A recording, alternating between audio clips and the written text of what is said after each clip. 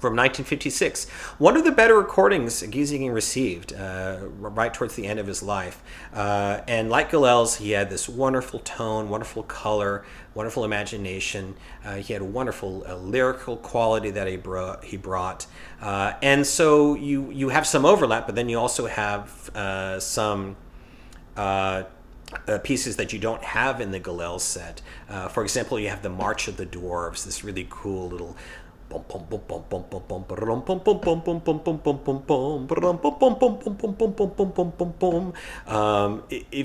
you love the Peer Gynt suites, you're going to hear a lot of that in those qualities in his lyric pieces. Just wonderful stuff.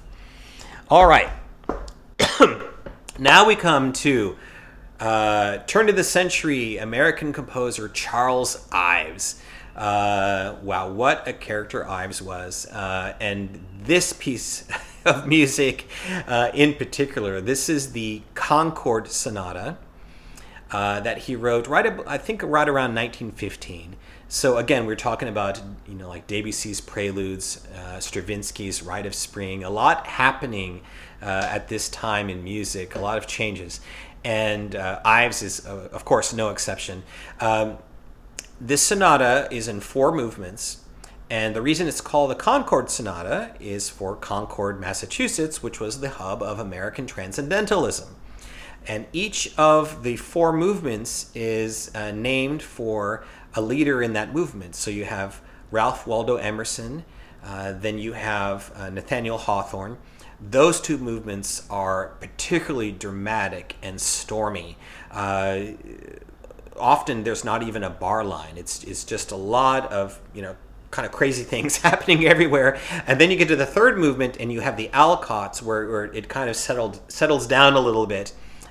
Bronson Alcott and his daughter Louisa May. And then you have even more of a feeling of meditation in that final movement of reflection, named for Henry David Thoreau. Of course, you associate Thoreau with Walden Pond. Walden Pond was located right next to Concord, Massachusetts as well. So a really, really fascinating work. And my top choice for this is the version from Gilbert Kalish, 1976. Very sumptuously recorded, very clear. And Kalish really nails it with the different moods. I was mentioning the sort of the tranquility you get, the stillness in a lot of that Thoreau movement, but also the stormy, kind of jarring chords you get in the earlier movements. A very difficult piece to play. So really impressive pianistically, but more than that, kind of a haunting experience overall. Just a really unique work. This recording also adds the viola solo, very, very short, that you get at the end of the 1st movement, as well as the flute solo at the end of the 4th movement. So you get those kind of creative touches that Ives added as well. So wonderful example of modern 20th century solo piano writing. All right, next we have Janáček, Moravian composer, who was essentially romantic, but he added his own kind of twist of like Moravian folk melodies. Harmonically, his music was very unique. It was almost kind of spooky in some ways. Very introspective, very evocative as well. And his piano music was wonderful. This is a collection from fellow Moravian pianist Rudolf Verkushny, who actually studied under Janáček, so he obviously has the feel of these works. And it includes probably his most popular one, On an Overgrown Path, very beautiful and evocative and showing the influence of the Moravian folk melodies. The very kind of disturbing work, the Sonata October 1st, 1905, nicknamed From the Street. And it was based on an event that happened on that date, where there was a protest and someone lost his life. And Janáček was very affected by this, so he wrote this piece to kind of, emote on the topic, and it's that is very, very dramatic work. And then you have a collection of short works called In the Mists, which, as it sounds, is fairly impressionistic, really evocative and beautiful as well. Firkushny, as the full measure of these works, beautiful tone, beautiful color, wonderful feel for the rhythms of the Moravian folk music, very well recorded in the early 70s. So this is an iconic Janáček set for good reason. All right, now we come to Franz Liszt, one of those quintessential romantic composers. Born around the same time as Schumann and Chopin. However, he ended up living much longer, so that he could become ever closer to another contemporary, Wagner, not only musically, but also becoming Wagner's father-in-law. That's maybe a topic for another video. And Liszt had a very virtuosic style. He was considered the virtuoso of his day. And the first work I need to discuss is one of the great piano works of all time, his Piano Sonata in B minor. Just an incredible work. He was quite influenced by Schubert's Wanderer Fantasy, which was a through-composed work, so each movement led directly to the next movement. And so this one is through-composed, even though you can kind of tell where the different sections are. It does have the kind of the allegro, adagio, rondo, sense to it. It's built on this theme that goes bum bum ba bum ba da dum ba ba bum bum ba da dum. Kind of a strange tonality. It's hard to get a sense of what the work really is saying emotionally. It's more sort of a mentally challenging work, and very challenging for the pianist, as you might imagine. My top choice for this one is a pianist who really kind of married the virtuosity with the intellectual side, and that's Clifford Curzon. This is a 1963 recording, very well recorded Decca sound, and he had that powerful tone, wonderful virtuosity, very clear, articulated, but then also beautifully poetic and a real thinking artist as well. And that really works well for this piece. It's a really, really powerful interpretation, very well recorded. There are, however, a lot of excellent versions of this work. I also have to recommend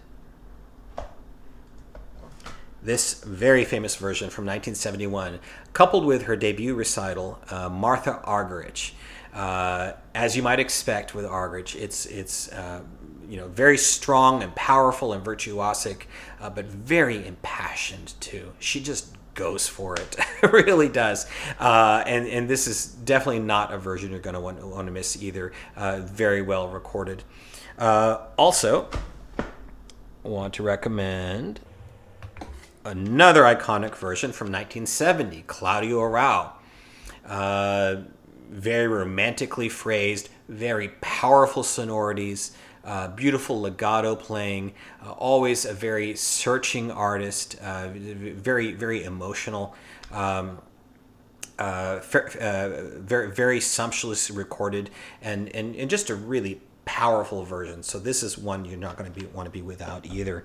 Another probing artist and one of the iconic virtuosos, of course, is Sviatoslav Richter. This is coupled with his piano concertos, which I recommended as that's the classic top choice for the concertos.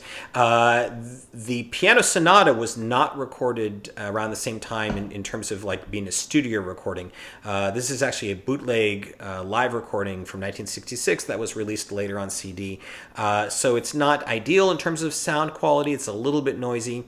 But we're listening to this for Richter, and he brings both the virtuosity, the powerful sonorities, along with a probing, searching, artistic mind.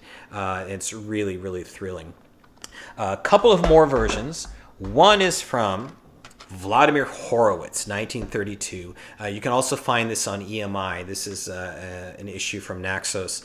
Horowitz, of course, was one of the virtuosos of the 20th century. Powerful sonorities, which you definitely you benefit from in this work. The combination of that with the incredible virtuosity. I mean, he could just do anything. The dramatic aspects of the work really come out strongly, and this is one of the classic piano solo recordings for good reason. However, I also have to mention, in fact, my Desert Island Liszt Sonata is this one. This is a live recording from 1947, another fabulous virtuoso, a little bit less well known, Simon Barrère.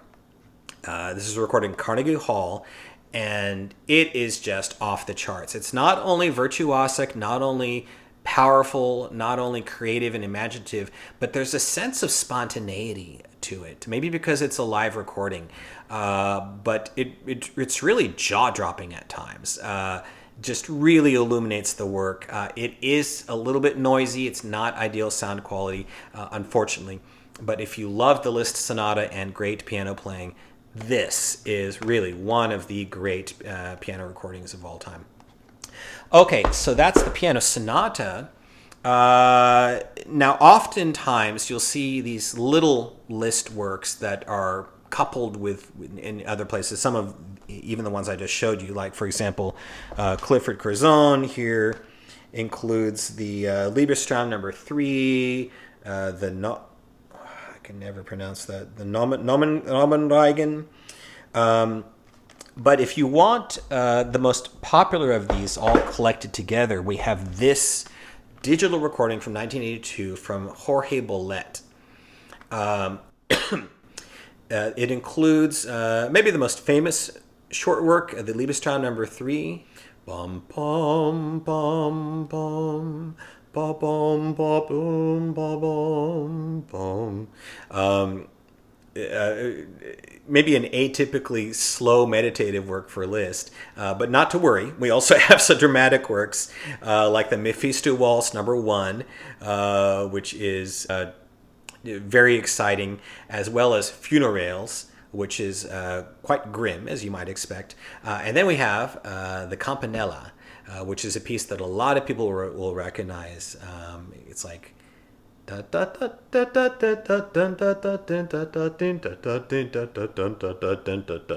sorry, I know that was not exactly precise, but hopefully triggers a lot of your memories because you've probably heard that before. Bolet plays these wonderfully, a wonderful virtuosity, wonderful bravura, beautiful color. Just an excellent way to get to know these works. And then I want to mention a few other Liszt works. Got to mention the Hungarian Rhapsodies, the most famous of which is the second one. That was a piece that I cut my teeth on as a kid. Of course, there was the Tom and Jerry cartoon. Bum bum bum bum bum bum bum bum bum bum bum bum. Loved that piece as a kid. It was one of the first classical works I grew to love. But all the Hungarian Rhapsodies, they're based on Hungarian folk tunes, and they're just a lot of fun, very, very colorful. My recommendation for these comes from George Zifra, a fellow Hungarian who, like Liszt, was a fabulous virtuoso. So they were sort of cosmic soulmates, you might say. And he just brings that feeling of spontaneity and excitement and flair to these works. It's really an unmissable version. Recorded in the late 50s, so fairly clear sound quality. Also, we have the Transcendental Etudes. He had originally wanted to write 24 of these, but he stopped at 12. And these are very difficult works, very virtuosic, of course, it's Liszt. But there's a reason he called them transcendental. He didn't want it to just be, empty virtuosity. So they're also somewhat probing, but in a very extrovert way. So, kind of imagine someone loudly shouting his views on, the meaning of life. I guess you could think of it that way. But there really are wonderful works. I love these works. It's kind of romantic indulgence, and it's just wonderful. And for these, I once again want to recommend, Georges Zifra. By the way, he's sometimes known as, he originally was György Zifra, so sometimes you see his name that way, but I guess his stage name was George Zifra. Again, like I was saying with the Hungarian Rhapsodies, very imaginative, colorful, excellent technical skill, very virtuosic. But you don't even think about that. He has the ability to shift mood and to shift tone that you're not even thinking about how difficult these works are, and they are extremely difficult. So this is really a wonderful piano disc. And then finally, sort of Liszt's epic masterpiece, and that is the Années de Pèlerinage, Years of Pilgrimage. And these are really reflective works too, as well as being dramatic and powerful and virtuosic. They are in 3 books, and it's fairly long. The first one is based on Switzerland. It's sort of like a piano version of the Strauss Alpine Symphony, you might say. Very large and grand, evocative. And then the second the second book is Italy. That one is a little bit more lyrical, but very virtuosic as well. And then the third book is maybe slightly less popular than the other 2. It was written later and is harmonically a little bit more experimental. It didn't have a title. It wasn't based on anything specific, but it's a lovely set of works as well. My top choice for this is really, I think, one of the great Liszt recordings. That's the one from Aldo Ciccolini, recorded in 1961. And in addition to having the rich, strong, powerful sonorities and dramatic playing and wonderful virtuosity, what I especially get from Ciccolini in these works is the sense that he's telling a story. And that's what you want in these works, because this is not just evoking these places. What Liszt was really trying to do was it's like a journey of the mind of the artist.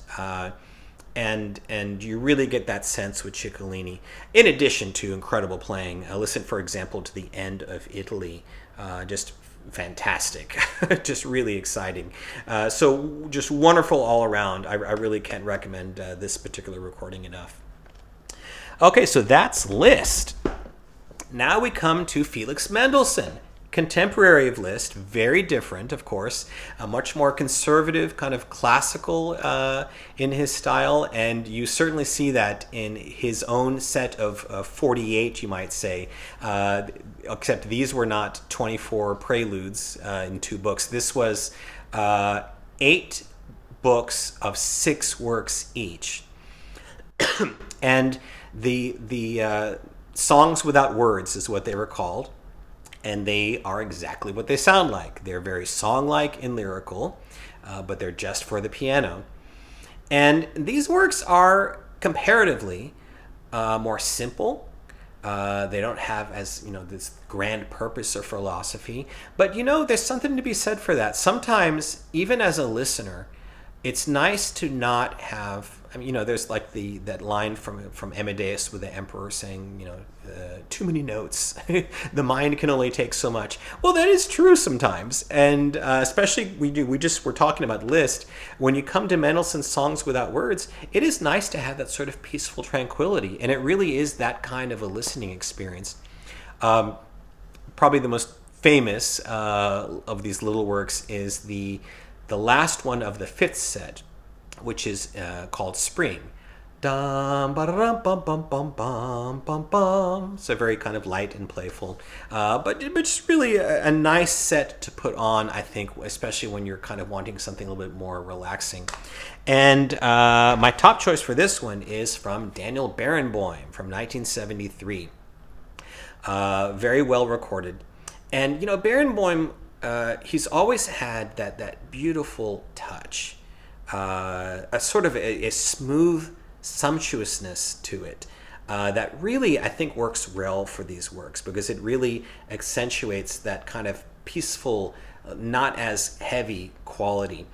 So this is really an excellent way to get to know them. There are a couple of other versions I also want to mention. One is from Walter Gieseking. This is coupled with the Peer Gynt lyric suites that I mentioned earlier on EMI. Also recorded in 1956, so fairly good sound quality for a Gieseking recording. And of course, as I mentioned with Gieseking, he was wonderfully lyrical, wonderful character and imagination. So he really illuminates these pieces as well. And then there are selections from Ignaz Friedman that I also want to mention. These were recorded in 1930. Old sound, a little bit of hiss, but Friedman had just that wonderful musical quality of a romantic soul, married to wonderful rhythmic inflection and tone and color, that these are unmissable. Just a few selections, but really a great recording. All right. Now we come to Mozart. Mozart wrote 18 piano sonatas. They are not considered as popular on the same level as Beethoven. Probably the most famous two are number 8, Kürschel. If you don't know, that's like the opus number for Mozart, K. Kürschel 310. And it's a fairly dramatic work. It's like starts out ba-dum bum ba-dum bum ba-dum bum bum bum ba-dum bum ba-dum ba-dum ba-dum, and then the whole piece is like that. It's very kind of energetic, really engaging. And then number 11, that is the one that has the famous Rondo alla Turca at the in the final movement. I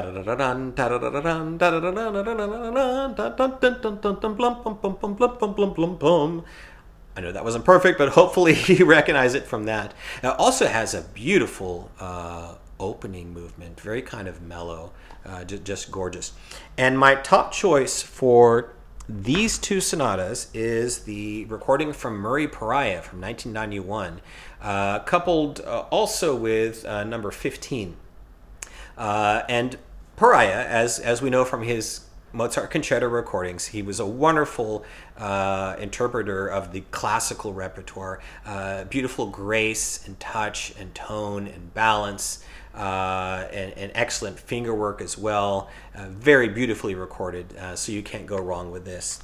One more I want to mention for these two sonatas is again from this twofer of Dino Lopati in the Great Pianist series. This comes from 1947, and that's the 8th sonata, the more dramatic one, and he really brings that intensity to it. Wonderfully urgent and dramatic, but also lyrical and graceful. Just a really famous old recording that I wouldn't want to be without either. Now, if you do want the full set, a couple other sonatas I want to kind of touch on. There's number 10 in C major, which is a very beautiful, graceful one. Then there's the C minor one, which you might expect is more dramatic. That's number 14, a little bit more kind of foreshadowing Beethoven. As does another C minor work, not one of the sonatas, but the Fantasy in C minor, Kürschel 475. That one is a wonderfully kind of dark, dramatic work.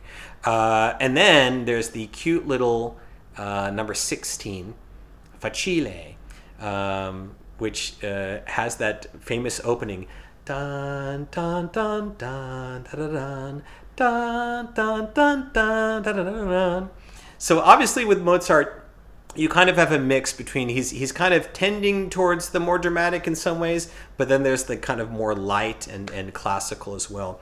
And it really, Mozart, he's always got that classical grace, the tunefulness. And if you do want all the sonatas together, My top recommendation is this wonderful set from 1989 to 1990, Maria João Pires. Wonderfully recorded, like Pariah, wonderful grace and balance, beautiful tone, also wonderful rhythmic energy, really engaging throughout, really brings all these works to life.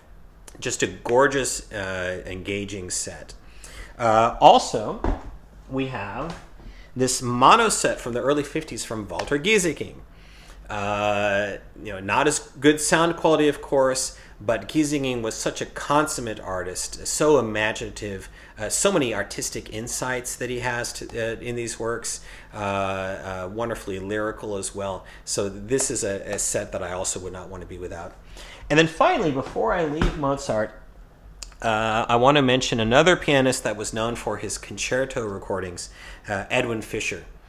In this box, which includes a lot of those concerto recordings, we also have sonatas number 10 and 11, and the Fantasy in C minor, 475, which again, kind of Beethoven, which fits Fischer's kind of dramatic abilities.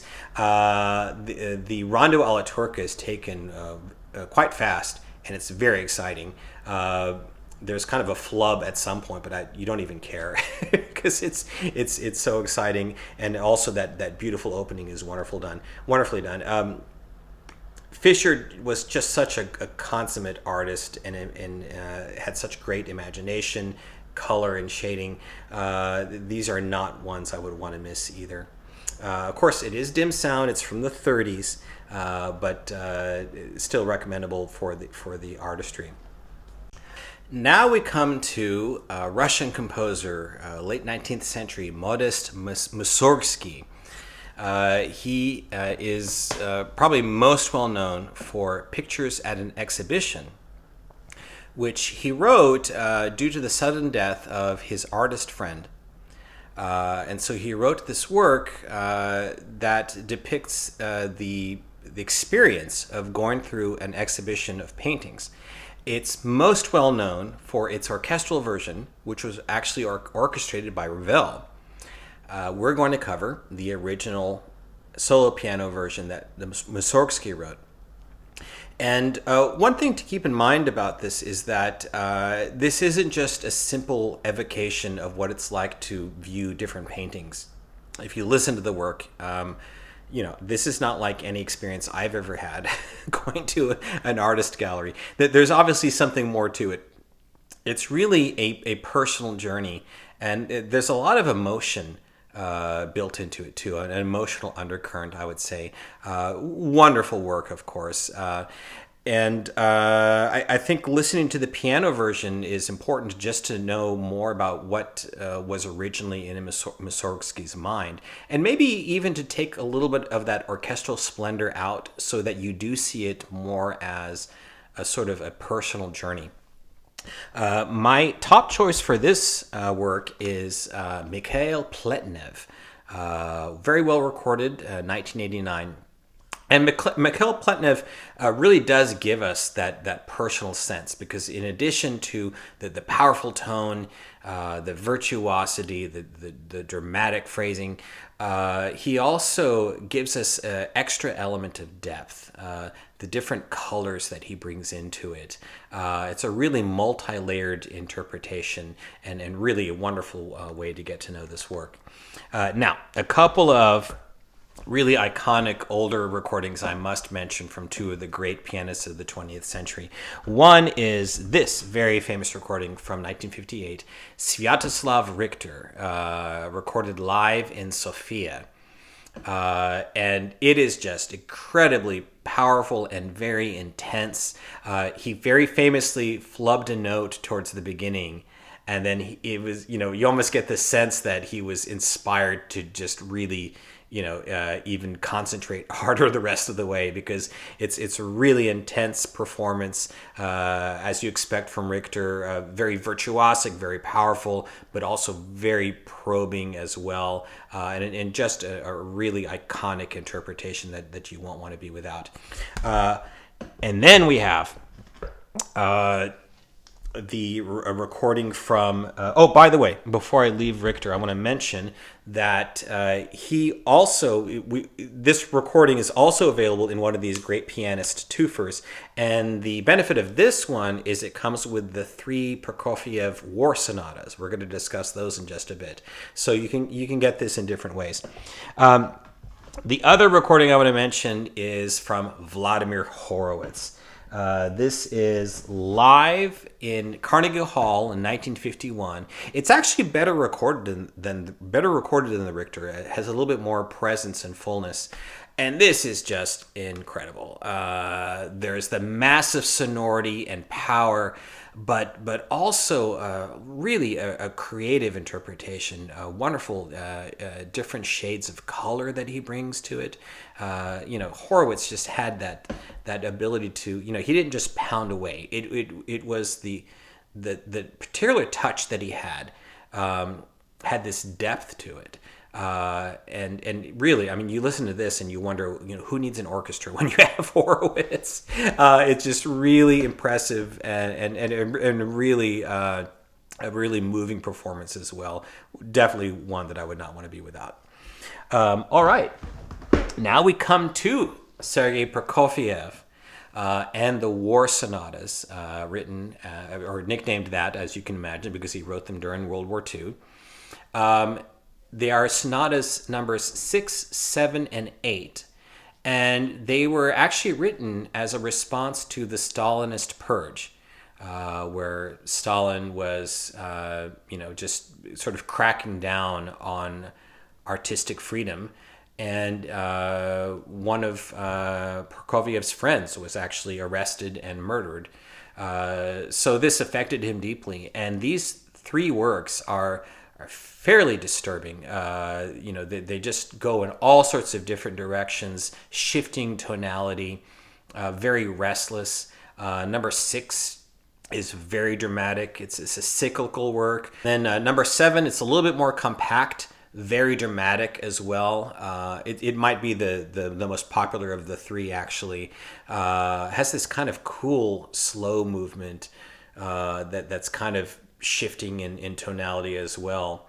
And then the 8th sonata is probably the less overtly dramatic. It's a little bit more mercurial and probing, but definitely has its dramatic moments as well. My top recommendation for the 6th sonata is this recording from 1982, Ivo Pogorelic. Wonderfully dramatic, wonderfully virtuosic, but also very introspective in the quieter moments. Just a really wonderful interpretation and excellent sound. You can't go wrong with this one. For number 7, there is this really classic recording from Maurizio Pollini from 1971. Pollini just brings all of his abilities, the virtuosity, the tone, the poetic nuance, but there's an extra sense of urgency and restlessness which really fits the work. Just a wonderful interpretation that we're lucky to have and you don't want to be without. There is another wonderful version of this sonata as well from when it was kind of hot off the press. This is from 1945 from Vladimir Horowitz. Also very powerful, wonderful tones. As an interpretation as well, it's a very probing, and you sometimes you wonder if one of these works are particularly new. Sometimes it feels there's a freshness to the interpretation. The fact that you don't really have much to go by before that maybe that gives the interpreter a reason to even look more deeply into the work. Whatever the reason, this is just a really wonderful interpretation. This disc, incidentally, it's a wonderful disc. It comes with the Barber piano sonata as well, but it also comes with the short work, the Toccata by Prokofiev. And this is just a really virtuosic showpiece. It's just really powerful and fast and difficult and very exciting. This is a wonderful version. And then we have this version from Martha Argerich from her 1960 debut recital. Very famous recording, extremely powerful, virtuosic, just a complete tour de force, just a really wonderful version of this little showpiece. And then for Sonata number 8, I mentioned how it's a little bit, comparatively, a little bit more searching and mercurial, and certainly you would think that would fit Sviatoslav Richter. This comes from 1961, fairly well recorded, and he does give us those qualities of the searching, probing quality to this very disturbed piece, as well as the dramatic qualities as well. Now, I was mentioning earlier how his Mussorgsky Pictures at an Exhibition live from Sofia comes in this twofer. It also comes with all 3 of the Prokofiev war sonatas, including that recording I just mentioned. So you get number 6 and number 7. Those were recorded in the late 70s. Very intense and dramatic, really powerful versions that if you love those sonatas, you're also going to want this as well. All right, so that's Prokofiev. Now we come to Rachmaninoff, the great pianist who also was a great composer. And just like a lot of these other composers, he also wrote a set of preludes. Again, 24 of them in the different keys, inspired again by Bach's well-tempered Clavier. The most famous, iconic prelude is Opus 3, number 2. Bum, bum, bum, bum, bum, bum, bum, bum, bum. Blum, blum. My favorite version of that is probably the one by Harpo Marx. You probably find it on YouTube. But that version aside, that's not exactly probably the greatest version ever. It's just my favorite for other reasons. I do, however, need to start off with this disc from Byron Janis. This is, to me, the Rachmaninoff recording because you have the second and the third piano concertos, which I recommended in my concerto video. And then you also have this prelude included, as well as the Opus 23, number 6, which is kind of this nice, more kind of mellow piece. You're going to want this disc regardless. Incredible performances, wonderfully recorded, a very dramatic version of that Opus 3, number 2. So I have to mention this one off the bat. However, you are going to want all 24 preludes. And for that, I recommend this recording from the mid-70s from Vladimir Ashkenazy. Wonderfully romantic, lush interpretations, virtuosic, wonderful color, wonderful tone. He just has a wonderful feel for these works, and so you can't go wrong here. Beautifully recorded as well. Couple of more I want to recommend for these works. Of course, I have to mention Rachmaninoff himself. He did not record a lot of the preludes, and I know that there are the piano roll recordings out there as well. These are the actual recordings, the acoustic recordings that Rachmaninoff himself made. There are other short works here, like, for example, The Flight of the Bumblebee. By the way, this is the twofer, and this includes the Chopin Piano Sonata number 2 and the Rachmaninoff Carnival. Both of them incredible. So this is really one of the great issues from this series. But you also get a lot of the Rachmaninoff short works. You can also get them on the RCA label as well. Opus 3, number 2 is in here. And the thing about Rachmaninoff is, he was such an incredible pianist. Even if he wasn't the composer in question, you would still want this just for his pianistic ability, the power, the virtuosity. It was just amazing. But you also get, obviously, the authority of the composer. And what's interesting here is there's a sort of nobility that he brings to the works. Even that Opus 3, number 2, it's a little bit more I would say, reserved in character compared to a lot of performances. He obviously doesn't want this to just be seen as this flamboyant showpiece. So you get that different aspect as well. And then one more recording I want to mention. This is just for one of the preludes. This is for Opus 23, number 5. That's the one that goes dun dun dun dun dun ding dum bum ba dum bum bum bum bum ba dum. Very dramatic work. It comes from this live recital, which is one of the great recorded live recitals of all time, of Joseph Hoffman. This is the 1932 Golden Jubilee concert, so it's called. Incredible concert, just amazing. And I just have to mention the Opus 23 number 5 from this one. It is just volcanic. Hoffman was considered maybe the greatest pianist of the 20th century.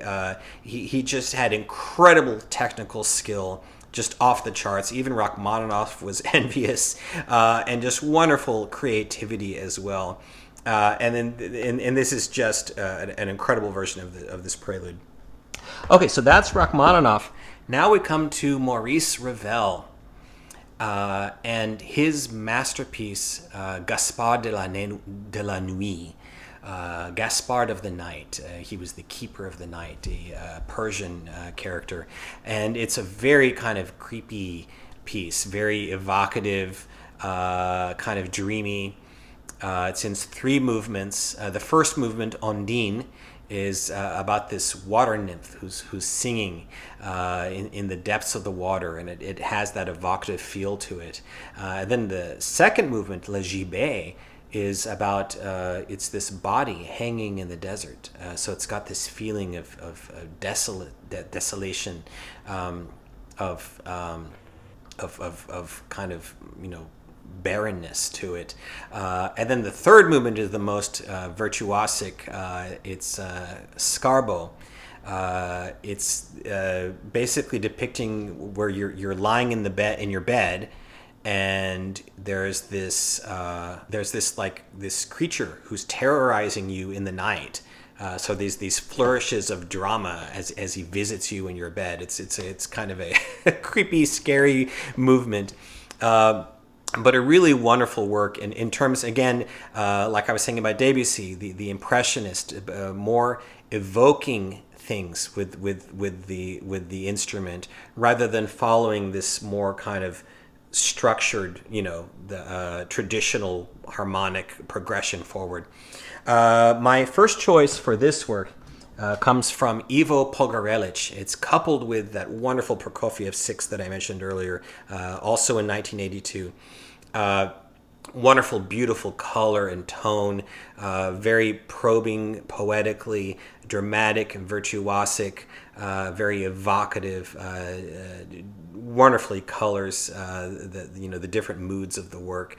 So excellent version to get to know the piece.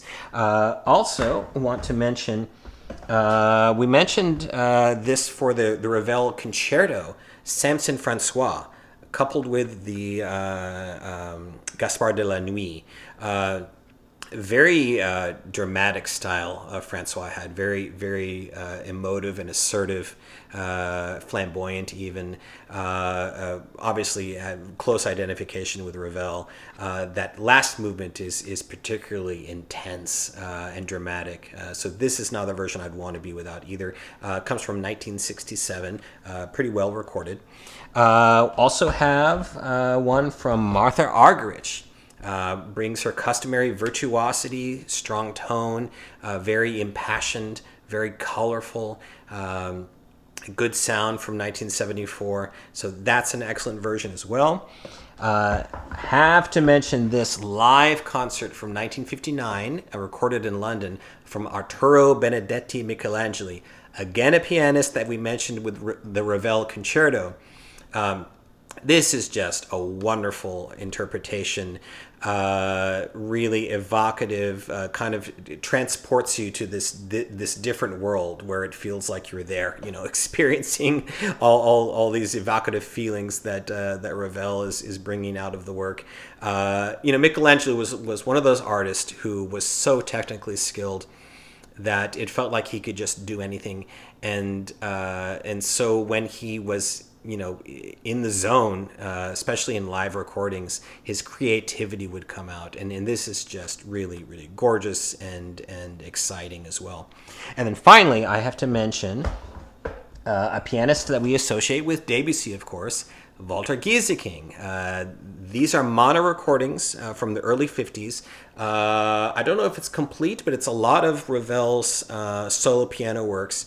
So you get a really colorful, characterful version of Gaspard de la Nuit.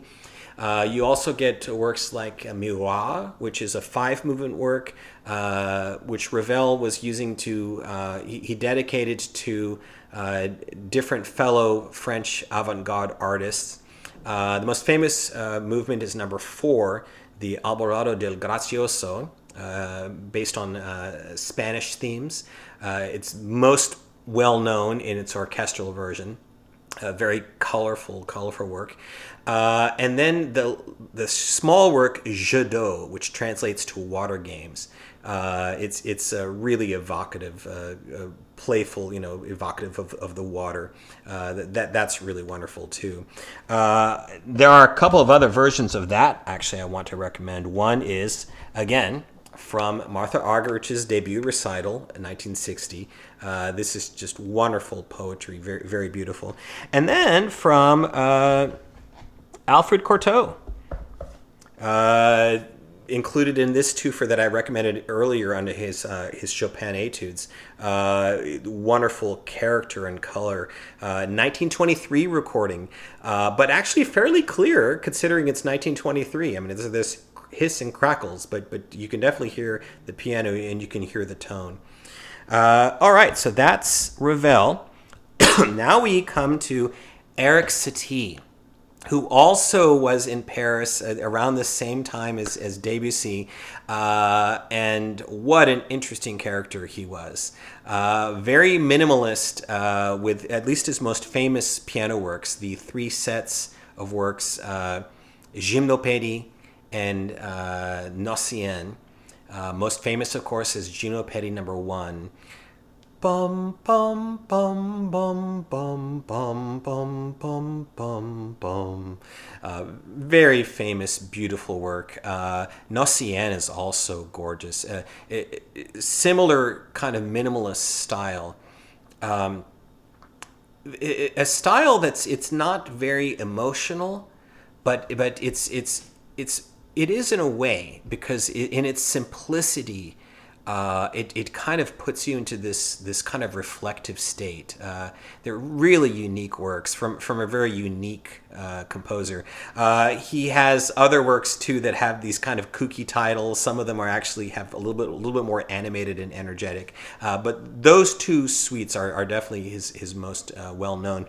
And my recommendation for Satie is this set from the late 60s and early 70s, Aldo Ciccolini. It was said of Ciccolini that he was born Italian, but he died a Frenchman. And he definitely has an affinity for these works. Just plays them with a beautiful tone and a wonderful sensitivity to the style. This is the earlier recording. He did a later one, but I think this earlier one, there's a better softer touch to it. It's a little, the sensitivity of it comes out a little bit more strongly, I think, in this recording. So that's my top choice for Satie. Now we come to Domenico Scarlatti, Italian contemporary of Bach. But compared to Bach, I would say Scarlatti, he was not, he didn't have the heaviness as much. He wrote 555 keyboard sonatas, and I am now going to play them all for you. No, just kidding. As you can imagine, it's difficult to kind of like pick and choose which ones. So I'm going to recommend recitals. But the key element of these sonatas is their elegance and their charm, and they're endlessly inventive. They really are. No 2 sonatas ever seem to sound the same. They really are wonderful works, and I think it's a wonderful way to get to know harpsichord music as well. My top choice comes from the late 70s from Igor Kipnis. He is the son of Alexander Kipnis, the great Russian bass. And Kipnis in this recording displays just wonderful music intelligence, wonderful grace, wonderful musical judgment, and it's really a great way to know Scarlatti. My own favorite sonata is in here, the K11 in C minor. Dun dun dun dun dun dun dun dun dun dun dun dun dun dun dun dun dun dun dun. Dun dun dun dun dun dun dun dun dun. Anyways, that's not exact. I was skipping around, but you kind of get the idea. It's a cute little piece. Also, the I think it's in B minor, K87, kind of a more mellow, reflective work. But very well recorded. So excellent way to get to know Scarlatti, as is this much older recording from the harpsichord guru of the early 20th century, Wanda Landowska. This is a wonderful, famous old recording from the 30s. She just brought so much flair and panache to these pieces. It really brings the inventiveness and charm of them to the fore. There's the Regal K380. Also, the super quick K141, that one's a real, really fun. Incidentally, K, that is sort of the equivalent of opus number. That's for, we got that from Ralph Kirkpatrick, who is an American musicologist and harpsichordist himself. But anyways, wonderful recording. Dim sound. As I said, with the Goldberg variations from Landowska, it's not the most pleasant sound in the world, but you get used to it, and it's just such wonderful playing. Okay, so now we come to another keyboard giant, early Romantic or late Classical, you might say, Franz Schubert. Schubert, he revered Beethoven. And you see a lot of elements of Beethoven in his compositions. Schubert was also the king of the lieder, so he was wonderful with melody, really lyrical composer, and you see that in his keyboard works. I'm going to start with his impromptus, where you do see this melodic gift. It was written somewhat late in life, and impromptus, again, have kind of a free form. Schubert's tended to be more on the delicate side. There's two sets of four. D899, the four under that D number, again, that's like his opus number, and then D935. There's four of those. The 899 set has number 3, which is just gorgeous piece. Bum bum bum bum bum bum bum bum bum bum bum bum. It's got this stuff going on in the bass that I can't quite imitate, but it's just a gorgeous piece. And then number 4 is also really gorgeous. Those are probably the two most popular. For the impromptus, my top choice is the one from Alfred Brendel from 1974. Good analog sound, and he brings those qualities of gentleness and naturalness to the works. Really intelligent, beautiful artistry, and nice touch. And well recorded. So a great way to get to know the impromptus. Also want to mention this recording from 1982 from Radu Lupu. This is a little bit more romantic in spirit, a little bit slower. He kind of delves into it a little bit more, beautiful, lush tone. These are just gorgeous. So they kind of complement each other, these two recordings. I do want to mention a couple of versions that just have those two famous ones, numbers 3 and 4 from the 899 set. This is from Clifford Curzon. This is from 1964. and just wonderful touch and imagination in these recordings. And then Arthur Rubinstein. This comes from 1961, coupled with some other of his excellent iconic recordings that we're going to come to later. But this features his beautiful songfulness, his wonderful elegance, his artistic color, fairly well recorded too. So you don't want to miss these. And then finally, we have Edwin Fischer from 1938, an old recording, fairly clear, but obviously a little bit distant. But these are just wonderfully, beautiful color and shading, artistic imagination. Some of the best recordings Fischer gave us, I think, actually. Wonderfully dramatic when needed as well, and poetic, just gorgeous. All right, so that's the impromptus. He also composed 6 little works called the Moments Musicaux. The most famous is number 3. It's like bum bum bum bum bum.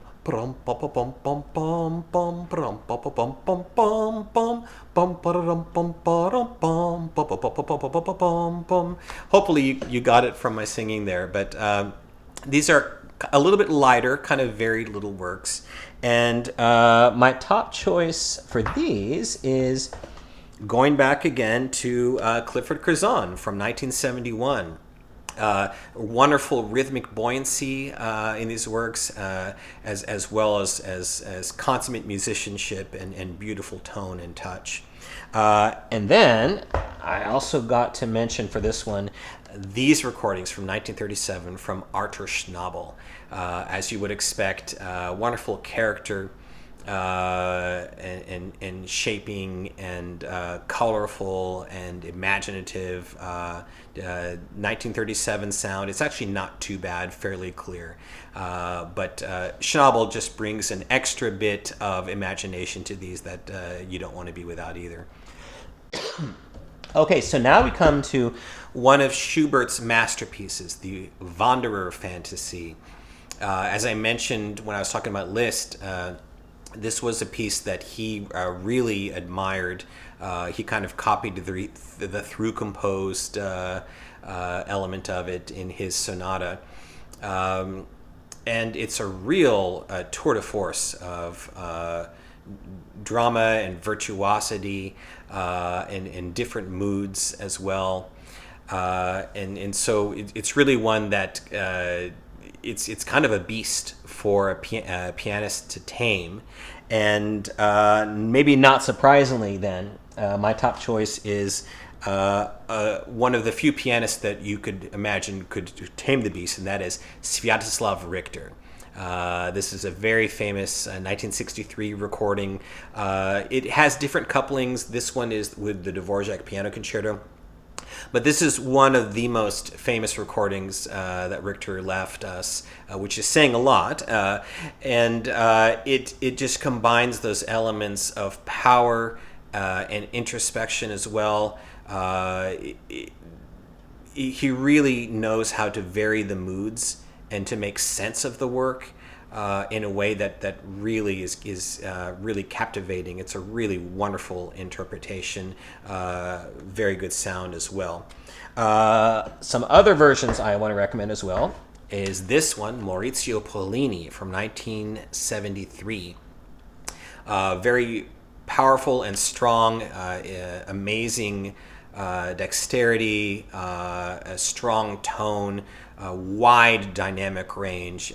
He was such a gifted pianist, but then also the delicacy as well in the quieter moments. Just a really dramatic version, very well recorded.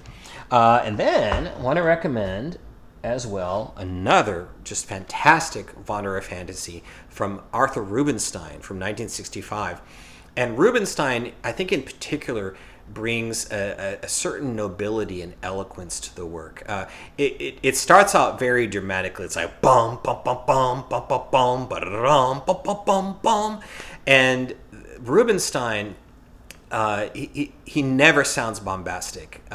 So if this is a work that for some of you maybe you were put off by its overt drama, Rubinstein might be just the trick you need to kind of see it in a different way. He definitely had the virtuosic chops, but he always had that bedrock of musical eloquence as well. So this is also a really wonderful recording. As is this one from a little earlier, from 1949, from Clifford Curzon, another pianist who had that gift for nuance, but also power and drama, just wonderful, strong tones. He really does a great job of weaving the different moods of this piece together. Unfortunately, it is 1949 sound, so it's a little bit noisy. It's not ideally clear, but it's really a wonderful interpretation, one of the great Wanderer fantasies. As is this one from 1934 from Edwin Fischer, coupled with the impromptus that we just discussed. Another great interpretation, both dramatic and powerful, but also very, very probing and artistic. Just a wonderful interpretation. It is 1934 sound, so it's a little bit noisy, but Fischer gives us just an incredible interpretation here. Again, like the impromptus, I think one of the best things he left us, actually. All right, so that's the Wanderer fantasy. Now let's talk about the fantasy in F minor, which is actually a work for four hands. And it's a really inventive, sort of shorter work. It's between about 10 and 15 minutes. It starts out with this really kind of sweet, nostalgic, kind of sad theme that goes da-dun da-deen dun, da-dun da-deen da-dun da-deen da-dun da-dun da-dun. So really kind of beautiful, sweet little mellow tune, but then it gets more dramatic and there's like this wonderful climax, and then it comes back again to that soft little tune. My top choice for this one comes from Murray Pariah and Radu Lupu, recorded in 1984. Wonderful touch and beauty in that lilting soft theme, and then wonderful virtuosity as well, as you might imagine, from both these excellent pianists. Well recorded in 1984 sound. And then I also want to recommend this version from 1978 with Emil Galels and his daughter Elena. This one has a little bit more bravura to it, a little bit more assertive and dramatic, and has Emil's, beautiful, colorful, strong tone. And Elena is no slouch either. She's well up to the task as well. So this is a wonderfully dramatic version in excellent sound. Okay, now we come to the Schubert sonatas. I'm going to focus on the final three, which came really towards the end of his life, when he was in a particularly reflective mood. They show the influence of Beethoven. They're all 4 movements long. They kind of constitute a trilogy. Number 19, D, that's the opus number for Schubert, Deutsche, D958, is in C minor, and it definitely sounds Beethoven. It's fairly dramatic. It has a very eloquent, slow movement, and then a particularly engaging final movement, really rhythmically engaging. And for that one, my top choice comes from Alfred Brendel. His digital recording from 1987. It's just immaculately artistic, beautiful touch and tone, very powerful, and then especially that final movement, wonderful rhythmic buoyancy that he shows, also a beautifully eloquent slow movement. So that's an excellent version of the 19th Piano Sonata. Then we come to the 20th Piano Sonata, D959. That's in A major. And it's a little bit of a lighter work in feel. It's almost kind of Mozartian. It's a very elegant work, beautifully elegant slow movement. And for this one, maybe not surprisingly, we come to a pianist who was known for his Mozart, Murray Pariah. Wonderfully eloquent version, beautiful in that slow movement that I was just mentioning, but also very powerful at times when it needs to be. Wonderfully recorded in 1987 sound, so that's an excellent version. Also, we have from 1937 Arthur Schnabel, who really was a champion of Schubert.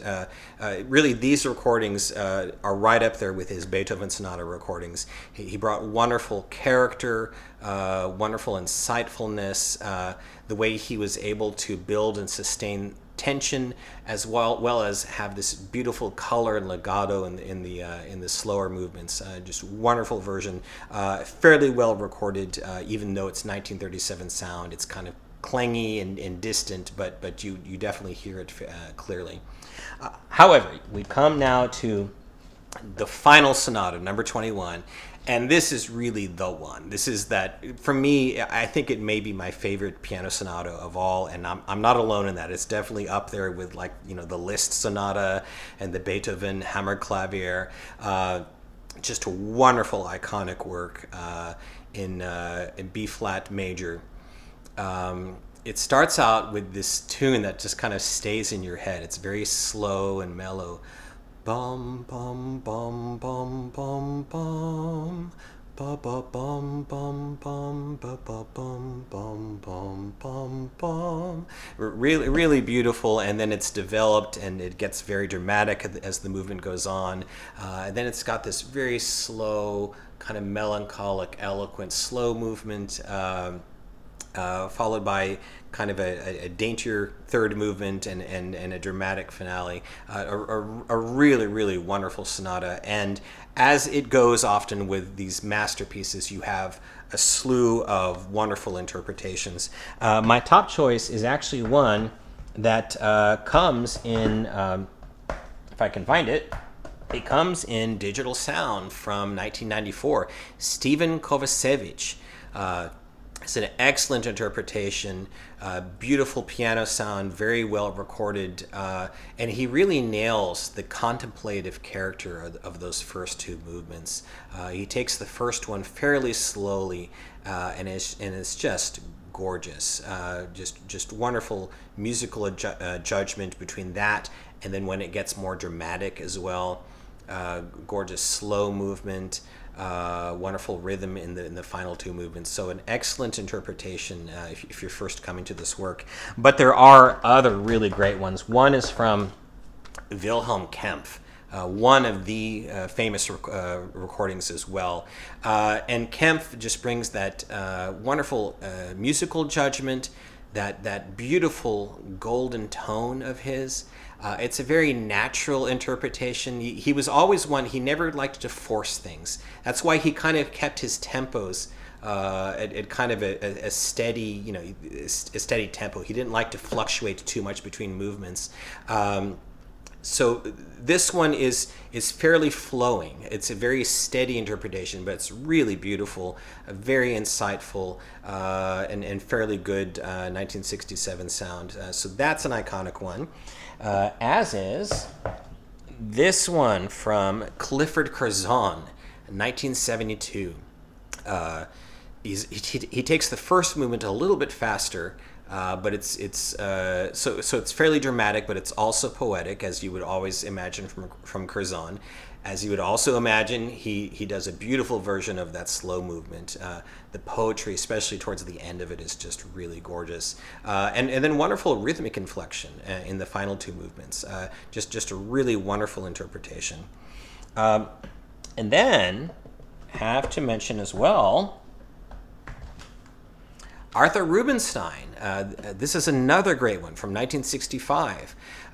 His singing tone, his elegance, it really lent itself to the delicacy of this work, especially in those first two movements. Just an immaculate interpretation, very, very well recorded. So this is a classic. And then we have this one that's newer, from 2004, that is really excellent as well.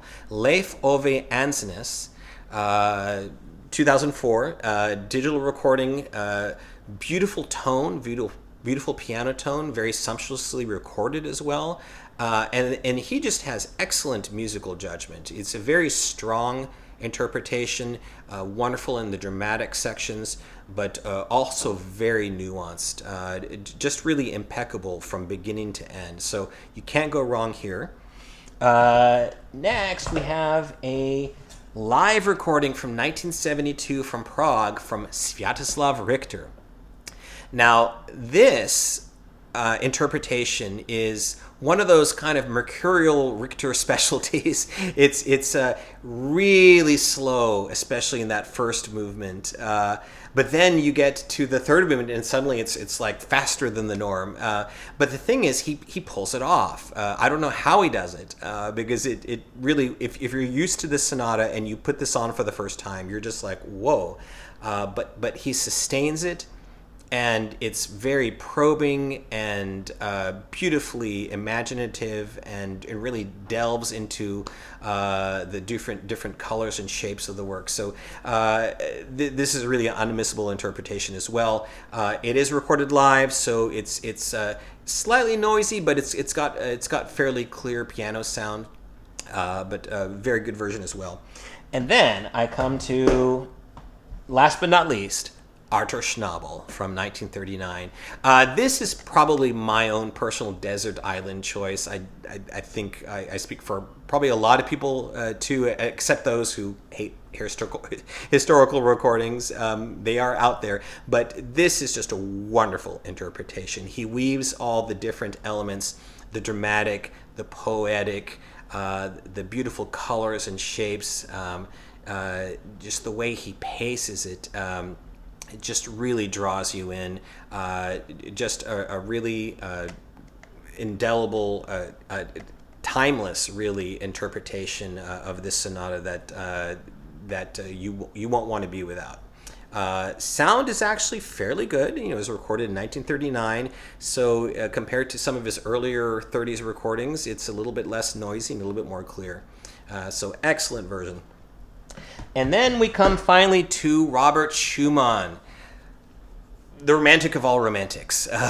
The one thing about Schumann is that his works, they really challenged the traditional view of form. He was really inventive in his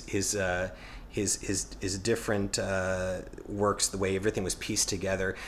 Very often he was, he was known as a mimic at the piano. He could take people and say, hey, this is Bill, and people are like, whoa, that really does sound like Bill. And he would do that in his compositions. He would kind of mimic different moods or even different characters. He really was sort of the quintessential romantic. He really saw himself as breaking away from everything that came before. First, I want to talk about, like with Chopin, I'm going to go in alphabetical order of his works, of the titles. So I'm going to start with Carnaval, which is a really fun piece. It's really flamboyant. It's based loosely on the pre-Lent Carnival celebration, depicting like different characters as if they were, participating in Carnival. But it's very kind of creative and inventive, and a real tour de force for pianists to show their stuff, both in terms of their virtuosic ability and also their creativity. My top choice for this one is the consummate romantic Claudio Arrau. This was recorded in 1966, and it shows Arrau in wonderful form, very powerful, beautiful tones, flexibility, imagination. He is always such a probing artist, and it's just like one quintessential romantic interpreting another quintessential romantic. You can't go wrong. Excellent sound as well. But there are a lot of wonderful interpretations of this work, including this one, live from 1957, recorded in London, Arturo Benedetti Michelangeli, another incredible virtuoso who also was very creative, and he brings all those gifts to this recording. Just wonderfully imaginative and creative and captivating. The sound is fairly good, fairly clear, even though it's a live recording. Next, we come to Arthur Rubinstein. This recording comes from 1953. It's pretty well recorded, though, really good mono. And he brings this exuberance and personality and charm.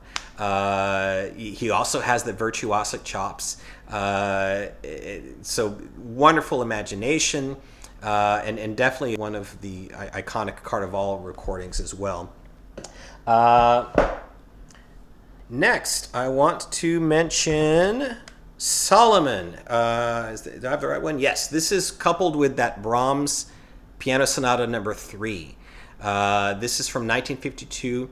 Like the Brahms, it's mono, but it is fairly well recorded, fairly clear. And Solomon brings that mixture of imagination, creativity, and just wonderful pianistic chops as well. Really creative and wonderful interpretation. A couple more I want to mention that are much earlier and dimmer sound, but from two of the great artists of the piano. One is Alfred Cortot. As you can imagine, he brings a lot of character and creativity to Carnival. This was recorded in 1928. And he was a very natural Schumann interpreter, kind of, two romantic souls that kind of, went really well together. And it's fairly dim sound, but it's listenable, and mainly what you're getting out of here is the creative insights. However, I have to mention one of the iconic recordings of all time, Rachmaninoff from 1930. This is just a tour de force. I mean, Rachmaninoff could just do anything at the piano. He had those massive hands, those huge sonorities, incredible virtuosity. I mean, some of what he plays here, it goes so fast, it sounds like it's coming out of a computer. But wonderful panache as well. Piano sound is not bad. It's a little bit noisy with the hiss, but this is really an iconic recording that you won't want to be without. All right, next we come to his Davids Bündler Tänze, the Society of David dances. Society of David was his imaginary society. Again, Schumann was this kind of very creative guy. He had this imaginary society of artists who were breaking free of the conservative past. And then he calls it dances, but really it's more like poetic musings. It kind of shifts in mood between the dramatic and the more kind of soft, wistful. It also was quite inspired by his love for Clara Wieck, who eventually became his wife. It's really one of the most representative Schumann works, lasts about half an hour. And then also I want to mention the symphonic etudes. This starts off with a theme. Bum, bum, bum, bum, bum, bum. And then it develops it, and just like the title suggests, it's pretty massive. It's symphonic, really a virtuosic tour de force. These two works are coupled together in this recording from Rudolf Verkushny. We mentioned Verkushny earlier for his excellent Janáček set. This was recorded in 1955. Pretty good sound, though, fairly full and clear. And Verkushny brings just this wonderful color, really inhabits the soul of that Davids Bündler Tänze, the romantic soul of that work. And then also the symphonic etudes are very dramatically done. So as a coupling, this is just a wonderful way to get to know these works. Also, for the Davids Bündlertanze, we have this recording from 1966 from Geze Anda. Also wonderful power and dramatic bravura with beautiful color and shaping and very good sound. Then for the symphonic etudes, I want to mention a couple of recordings. One is from Murray Pariah from 1976. This is a version that's very, as Pariah tends to be, he's more on the sensitive side. It's a sort of an intellectual interpretation of the symphonic etudes. It really makes a lot of sense of the work, but it also has the virtuosic chops as well. Really beautiful, engaging version. And then from 1971, we have Sviatoslav Richter, who really brings out those powerful symphonic elements of the work. So that's really exciting. And then I also want to mention, again, Alfred Cortot. This is from 1929. Cortot himself was a conductor as well, and he really brings this large vision of the symphonic etudes. The grandeur of the work really comes out. So this is a wonderful version as well. Now we come to the Fantasy in C. One of Schumann's most ambitious works, one of the great works of the Romantic solo piano repertoire, has 3 movements. It starts out sort of fantasy-like, really dramatically and emotive, and then its middle movement is almost like a scherzo. It's kind of got a lot of color and it's very energetic. And then the last movement is this slow meditative movement, and that's where it ends. So instead of the typical fast, slow, fast, you really sort of have fast, fast, and then just slow. But it's a beautifully eloquent movement. This was inspired, this work, by Schumann's desire to raise funds for a Beethoven statue in Bonn, and that was eventually successful. He dedicated the work to Liszt, which was appropriate because Liszt was about the only person at the time who could play it. Anyways, it's just this wonderful work. And my top choice for this one is, if I can find it, Martha Argerich, 1976 recording. This is on Sony, and I'm not exactly sure if Sony was the original issuer of the recording or not. But all I know is that it's now on Sony on CD, and it is just wonderful. As you would want, it's impassioned and dramatic, but then also really poetically beautiful. She really brings these wonderful colors to the softer movements, and really beautifully recorded as well. So wonderful way to get to know the Fantasy in C. We also have this famous recording coupled with the Wanderer Fantasy from Maurizio Pollini. This is from 1973. And this one's just really powerful and dynamic, wide dynamic range, strong tones, beautiful nuance as well, very structurally sound and excellent sound quality. And then we have Sviatoslav Richter again. This is a 1961 recording. And he's virtuosic and poetic, but also fairly controlled. So the varying moods of the work really tie together and make sense, and it's really a strong version as well. Then I want to mention this version from Clifford Curzon, coupled with the Wanderer Fantasy that we mentioned earlier. This is from 1954, and Curzon brings that concentration, that intellect to the interpretation. It's also powerful and intense, very probing, beautiful sensitivity, especially in that final movement. It's very poetic, that slow final movement. Fairly good mono sound, 1954. And then finally, I want to mention Benno Moisowitz, 1953. the consummate romantic pianist. Wonderful bravura, power, beautiful soft tones, wonderful color that he brings to the soft movements as well, and always with Moisowicz this feeling of spontaneity. The sound is a little bit clangy, it's a little bit noisy, not ideal, but what you are listening for here, of course, is the artistry. And now next we have the Fantasiestück, Opus 12, and these are eight pieces that shift in mood. Schumann had these imaginary characters, Eusebius and Florestan. Eusebius was the dreamy character, and Florestan was the more impetuous, kind of going crazy character. And so he would often shift between these two moods, and that's what you see in these pieces. And so, again, it's like one of those more representative Schumann works.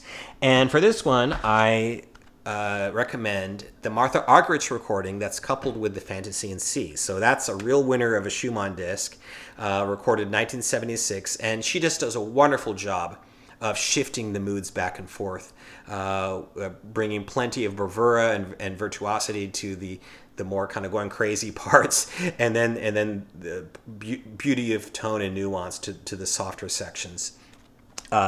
Also want to recommend Arthur Rubinstein, 1949 recording, coupled with the Carnival that I recommended earlier. Rubinstein also does a wonderful job of shifting the moods from the energetic to the more relaxed. This is slightly younger Rubinstein than we typically see in his recordings, and the virtuosity is really strong as well. And it's fairly well recorded for 1949 as well. So that's also a strong version. I also want to recommend Sviatoslav Richter. Unfortunately, we only have 6 of the 8 Fantasiestück in this issue. He only recorded 6 of the 8. But his virtuosity and his intelligence and our artistry are such that it's still one that you're going to want to hear. And it's fairly good sound, 1956 sound. And then finally, I have to go back to, again, Benno Moisowicz. Coupled again with the Fantasy in C, also with the Brahms Handel variations. It's a 1952 recording. Again, you get Moisowicz's spontaneity, his imagination. He just had a real romantic spirit and an effortless virtuosity as well. Wonderful job, as you would expect, of shifting the moods. Again, like the Fantasy in C, it's not the best recording quality. It's not the most immaculate sound from the piano, but the artistry is such that you forget about that. Okay, now we come to Kinderszenen. And this is a little bit atypical of Schumann in that this actually has a pretty steady mood throughout. It's pretty mellow. It's like sleepy time music. It's very gentle. The most famous one is Träumerei number 7. Bum bum bum bum bum bum bum bum bum bum bum bum bum bum bum bum bum bum bum bum. Approximating what it sounds like, but you get the idea. And then there's the Child Sleeps is a really beautiful movement, and then the very last movement is called the Poet Speaks.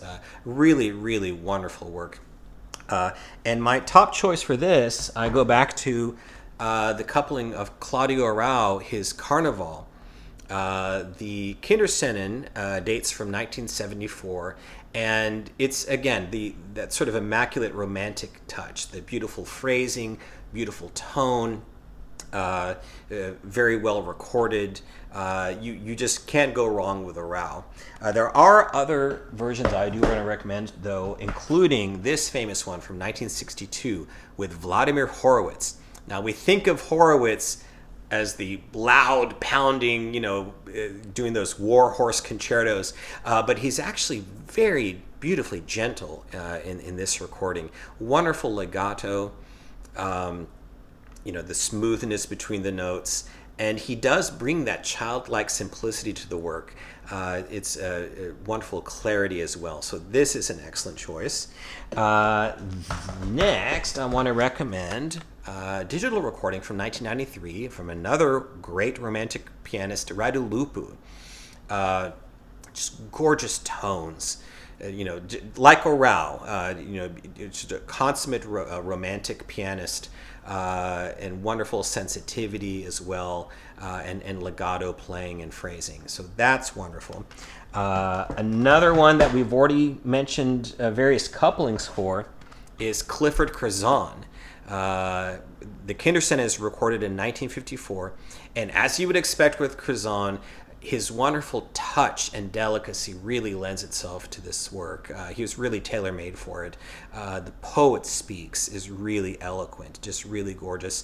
And the sound, it's 1954, but it's fairly clear. It's better than the 1949 Wanderer fantasy that it's coupled with. But this disc is a real winner of great piano playing. And then finally, the last one I want to mention is Moisewicz, Benno Moisewicz again.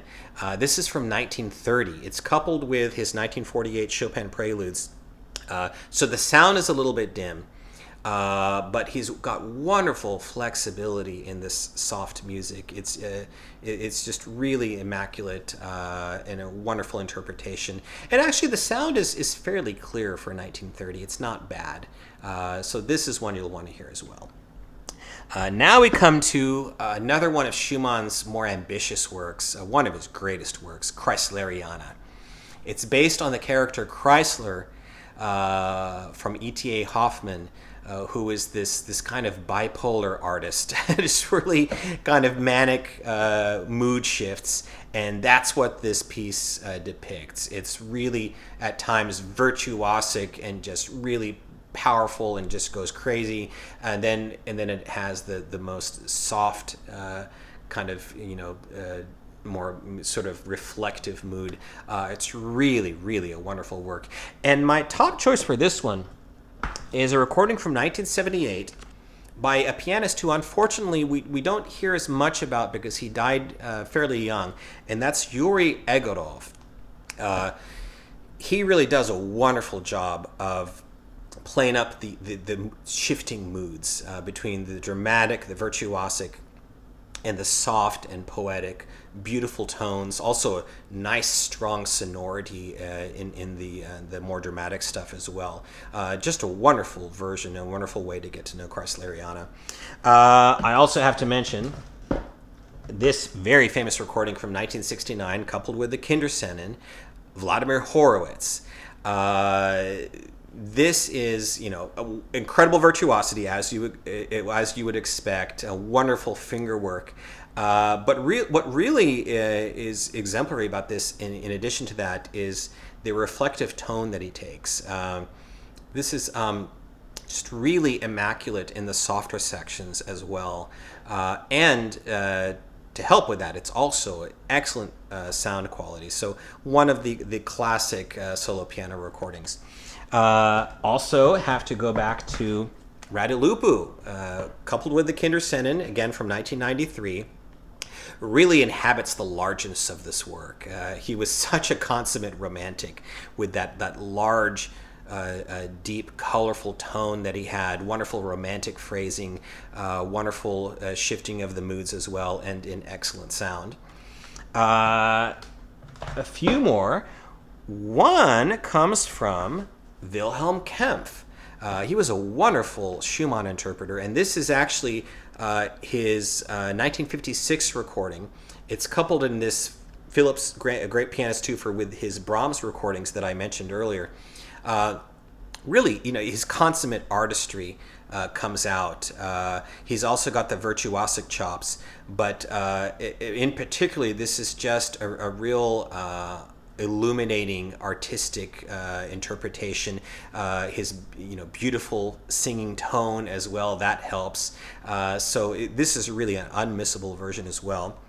Couple of more to mention. One comes from one of the great Schumann interpreters of long ago, Alfred Cortot. This is from 1935, so a little bit later. Now, in terms of the technical chops, it sounds like he's a little bit challenged in that department. Maybe he's artistically going for more, biting off more than he can chew. But you were listening to this mainly for the interpretation, and he's got this romantic soul that just eats up the different moods of this work. So he really goes for it dramatically, and it's an unmissable interpretation, regardless of the technique, whether it's perfectly polished. And then finally, I want to mention another one that is not complete. It's missing a couple of the numbers, but this one is also unmissable. This is from Joseph Hoffmann.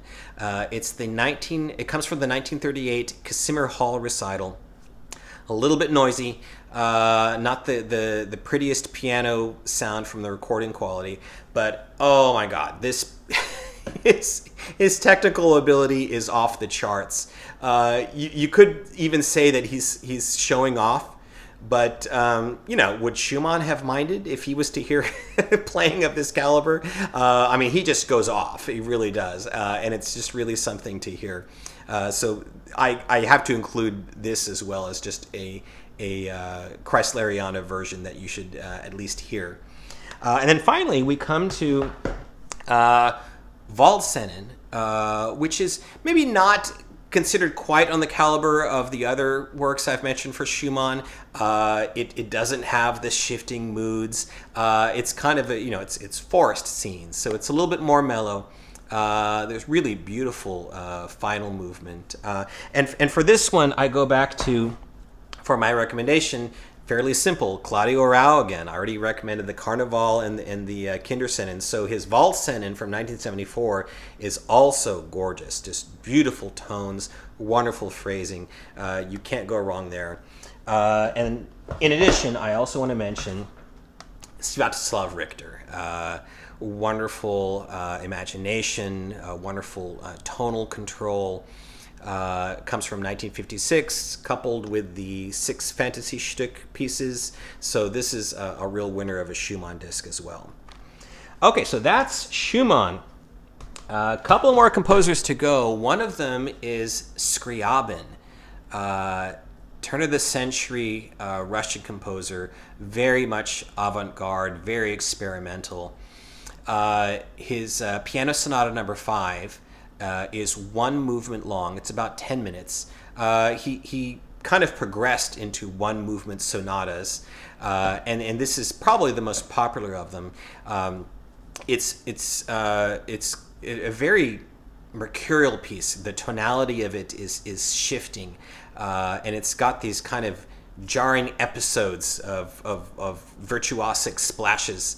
And the version of this that I recommend comes from Sviatoslav Richter, Deutsche Grammophon, coupled with a Prokofiev Sonata 8 that I mentioned earlier. It probably comes in other packaging as well. And it's recorded in 1962 and very well recorded. And the interpretation is, as you would expect, very intense. Really brings out those dramatic qualities of the work. So that's a great way to get to know that work. And then we have a piece called Vers la Flamme, To the Flame, which is really interesting. This was depicting Scriabin's image of the world coming to an end because of extreme heat. That was 100 years ago, by the way. Anyway, so it's a really inventive piece, very grim, and then it just kind of builds towards the end. And the version of this that I recommend is from a Scriabin specialist, Vladimir Sofronitsky. We mentioned earlier for the Chopin mazurkas. Just a very intense, dramatic interpretation that builds inexorably towards that cataclysmic conclusion. So really wonderful. The sound quality is maybe just a little bit distant. It's from 1959, so it's not ideal, but it's just such a great interpretation that this remains my top choice. And we finally come now to the end. And we finish with Shostakovich. And once again, we have to talk about a set of 24 preludes inspired again by Bach.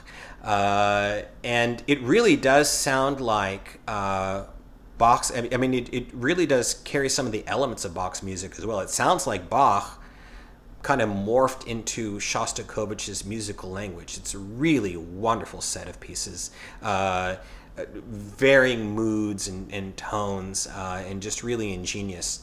And my choice for this one is actually kind of a fairly easy one, because it's the pianist who inspired the work, Tatiana Nikolaeva.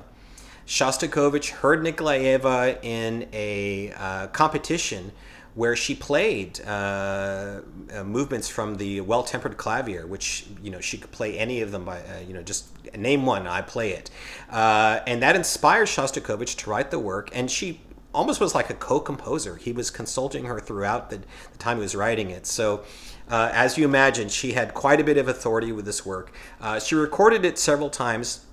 I think this 1987 recording is the best marriage of good sound quality and a mature interpretation that still brings home the goods in terms of its technique. It's just really authoritative, commanding, wonderful understanding of the work, obviously, and the different moods. You just can't go wrong with this one. A really iconic piano recording.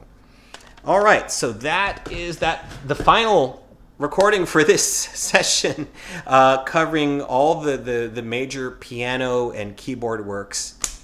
It was a lot to get through, but just a really fascinating genre, and I hope you enjoyed this. With that, I want to say, hope you have a great day, and happy listening.